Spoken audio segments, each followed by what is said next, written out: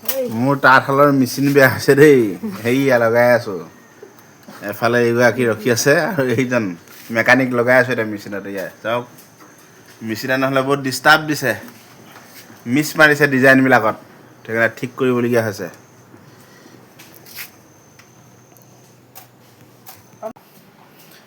নমস্কাৰ বন্ধুসকল আজি মোৰ শাল ঘৰলৈ অহা অলপ মানে দেৰি হৈছে দেৰি মানে কিয় দেৰি হৈছে সোনকালে আহিও কাম নাই মানে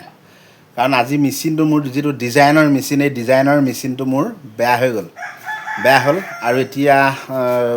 ভাল কৰি থাকোঁতে অকণমান দেৰি হোৱাৰ কাৰণে মানে কামলৈ মই আজি শালঘৰলৈ দেৰি কৰি আহিছোঁ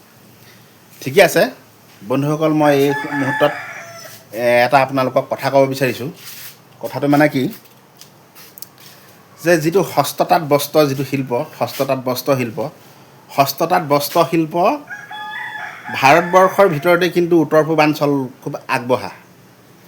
উত্তৰ পূৰ্বাঞ্চলখন আগবঢ়া আৰু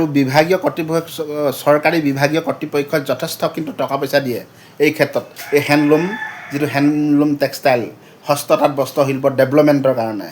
কিন্তু এই টকাখিনি ক'ত কেনেকৈ ব্যৱহাৰ হৈ আছে সেইটো নাজানো কিন্তু যথেষ্ট দিয়ে বুলি জানো আৰু যাই কি নহওক আমাৰ অসমখন কিন্তু হস্ততাঁত বস্ত্ৰশিল্পৰ ক্ষেত্ৰত ক্ৰমান্বয়ে কিন্তু পিছ পৰি গৈছে কিন্তু খুব আগবঢ়া আছিল আগত কিন্তু এতিয়া পিছ পৰি গৈছে আৰু গাঁৱত শিপিনী নাইকিয়া হৈ গৈছে গাঁৱৰ তাঁত ববলৈ মানুহে মন নকৰা হৈছে সেই তাঁত ববলৈ মন নকৰা হৈছে পৰিশ্ৰম কৰিবলৈ মন নকৰা হৈছে এই পৰিশ্ৰমৰ লগত আমাৰ কিন্তু সংস্কৃতিও জড়িত হৈ আছে সেইকাৰণে ক্ৰমান্বয়ে সংস্কৃতিবিলাক এৰি দিছে আৰু বেমাৰ আজাৰবিলাকো বাঢ়ি গৈছে সেয়া কিন্তু একেবাৰে অপ্ৰিয় হ'লেও কিন্তু সত্য কথা গতিকে যেতিয়া নেকি গাঁৱত শিপিনীবিলাক নাইকিয়া হৈ গৈছে এতিয়া যদি আমি সভা সমিতি এখন যদি অনুষ্ঠিত কৰিবলগীয়া হয় ক'ৰবাত সভা সমিতি অনুষ্ঠিত কৰিলে ক'ৰবাত সাংস্কৃতিক কিবা এটা মানে যদি কিবা অনুষ্ঠান আয়োজন কৰোঁ তেতিয়া অতিথিসকলে বা যিকোনো শিল্পীসকলে আলহীসকলে বহিৰাগতৰ বনিয়াই মানে পাৱাৰ লুমত প্ৰস্তুত কৰি দিয়া যি গামোচা এই গামোচা কিন্তু কান্ধত ল'বলগীয়া হৈছে কাৰণ পৰিস্থিতিয়ে বাধ্য কৰাইছে কাৰণ কেলৈ অসমত শিপিনী নাইকিয়া হৈছে গামোচা বোৱা মানুহ নাইকিয়া হৈছে কাৰণে আমি সময়ত সভা সমিতি যেতিয়া অনুষ্ঠিত কৰোঁ সভা সমিতি অনুষ্ঠিত কৰিলে সময়ত আমি মানে নাপাওঁ গামোচা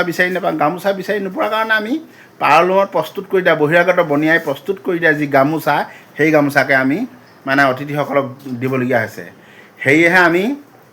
হস্ততাঁত বস্ত্ৰশিল্পৰ ক্ষেত্ৰত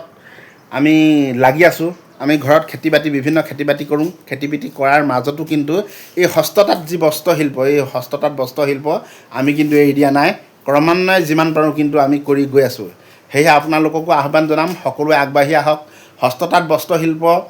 তাঁতশাল এনেকুৱাই নহয় যে মাইকী মানুহেহে ব'ব লাগে মতা মানুহে নহয় তাঁতশালত কিন্তু হস্ততাঁত বস্ত্ৰশিল্পৰ ক্ষেত্ৰত কিন্তু মতা মানুহ বেছিকৈ প্ৰয়োজন হৈছে কিয় মতা মানুহ প্ৰয়োজন হৈছে আপোনালোকক এটা বস্তু দেখুৱাওঁ বলক যে হস্ততাঁত বস্ত্ৰশিল্পৰ ক্ষেত্ৰত মতা মানুহ বেছিকৈ পুৰুষসকল আগবাঢ়ি আহিব লাগে আৰু এইটো প্ৰফিটেবল মানে এটা কাম ইয়াত কোনো ধৰণৰ লোকচান নহয় আপোনাৰ হ'ল টকা পইচাৰ ক্ষেত্ৰত আপোনাৰ লাভো হ'ল আপোনাৰ অৰ্থনৈতিকভাৱে লাভো হ'ল লগতে কি হ'ল এটা সংস্কৃতি জড়িত হৈ আছে ইয়াত আমাৰ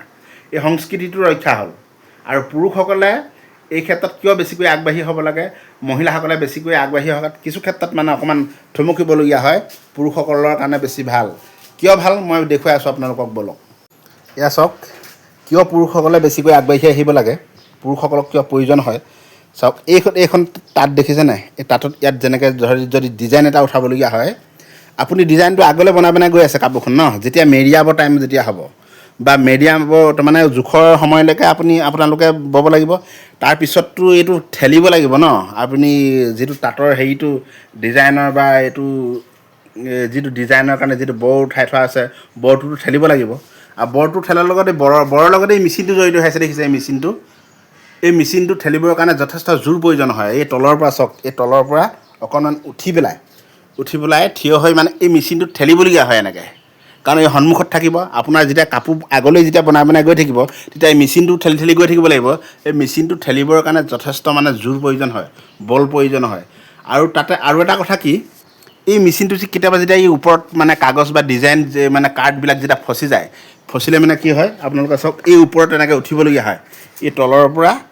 ই ওপৰলৈ এনেকৈ উঠিবলগীয়া হয় কিন্তু মহিলাসকলে ওপৰত উঠিবলৈ কাৰণে অলপ অসুবিধা পায় সেইকাৰণে এইখিনি কামখিনি সুবিধাৰ্থে ধুনীয়াকৈ সুন্দৰকৈ নিয়াৰিকৈ কৰি যাবৰ কাৰণে কিন্তু পুৰুষসকল বেছি মানে পুৰুষসকলৰ কাৰণে সুবিধা হয় সেয়েহে ক'লোঁ যে হস্ততাঁত বস্ত্ৰশিল্পৰ ক্ষেত্ৰত অকল মহিলাই নহয় পুৰুষসকলো আগবাঢ়ি আহক আমি সকলোৱে অৰ্থনৈতিকভাৱে হস্ততাঁত বস্ত্ৰশিল্প কৰি মানে আমি আগবাঢ়ি যাওঁ লগতে আমাৰ অসমীয়া সংস্কৃতিটো ৰক্ষা কৰোঁ ধন্যবাদ